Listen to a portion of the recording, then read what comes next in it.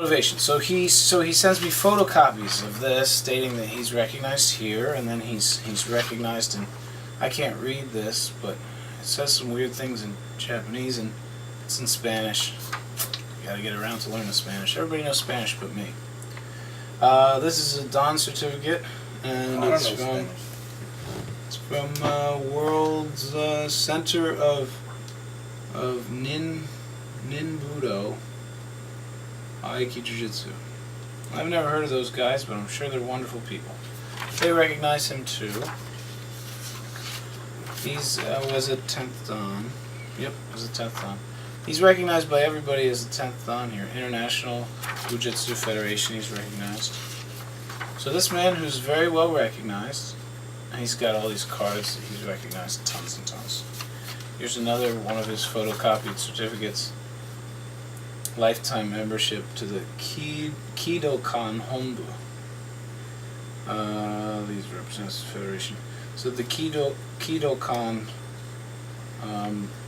Daitsuru Ha, as they call themselves, recognized him as a 10th Dan as well. Then I get a letter, and I'll just sum it up. This is from this man. Dear Sensei David C. Falcaro of Godai Shindojo, and he goes into who I am. He would like it if he's welcoming me into his family, and he would like me to send him membership from the Godai Shindojo and the Jihi Bujutsu Kai. And that's a common thing. I actually have this isn't to pick on this guy. He just did it most recently, and it's not to pick on anybody. It's appreciated. It's just not understood. I don't get it, but it's appreciated. It's a very nice sentiment. Sentiment. I get that. It's you know, he's sticking his arm out, and I don't want to chop it off. That's not very nice. I'll tell a story. Story is, I have this karate friend of mine. This is a true story. Not using names. So he appreciates what I did in the martial arts. And he says, I want to award you a 10th Dan in Shotokan Karate. Okay, the 10th Dan is as far as you can get in Shotokan Karate. I said, why? I haven't done karate since I was a little kid. He says, but when you did all this with martial arts. I said, yeah, but my thing is, classical warrior arts. This is modern karate. Karate Do, I don't know anything, very little about it. I could do Taiyuku Shodan, which is like the first kata, and I haven't done that in years, so I'm probably going to screw it up and it's going to look silly. He says, no, you're missing the point. He says, what we have here in the martial arts is we have something that's undeniable, or at least it has the potential of being undeniable, because it's real. I can prove that it's real. Throw a punch, throw a kick, throw a combination. I can deal with that combination. I can lock you up, toss you. Boom, we have martial arts. It's established that my training has been worth something. That's what everybody in the martial arts has for them, or at least desires. So what happens? So what happens when like a student goes to a dojo and they don't know that this is the kind of sensei that has acquired these certificates falsely, or even the flip side, if you are that sensei or a sensei in martial arts, what do you do when you receive these things from different dojos, from people you don't like? You didn't even know this guy, right? You don't know this guy from Adam, this guy from Germany. Yeah. He just sent it to you out of nowhere. Yeah, I never met him. Yeah, I don't know him. I don't recognize his name. Maybe I don't think we ever talked on the phone. I don't think I ever exchanged an email. I don't think I know him. And that just happens, like that happens. Okay, so what do you do? What does a sensei do?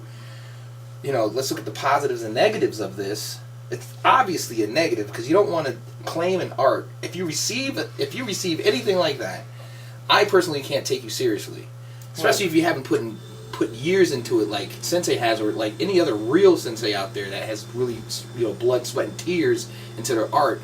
But that's just snaky. And just people who take these things just want to make money, I think, and make their resume look good. I don't want to talk them down because I understand it's hard out there. You don't want to put the work in. Yeah, You want it easy. Well, no, I don't think it's just that. I don't think it's that they want it easy. I think it's easy for the, our last lecture was on the ego, and I think it's easy for the ego to take hold and be like, yeah, I'll take that. I do deserve these honors. I don't feel the need to feel deserving. Mm-hmm. If that makes sense. I don't feel the need to feel deserving. I don't feel deserving. It's not that I don't feel deserving because of some false humility, or it's not that I don't feel deserving because of humility. It's just that I don't deserve that. I don't know that guy. Do I know about Aikibujutsu? Well, yeah. Do I know about his version of Aikibujutsu? No. Do I know who he is? Have I learned under him? No. And the whole certificate thing, the whole rank thing was about, wouldn't it be weird? It was about learning under a person and then attaining the rank under that person. Wouldn't it be weird if you went to college in Yale and then Princeton was like, here's a degree. Now give me a degree. It's just weird. This is awful. Why does that happen? I don't get it.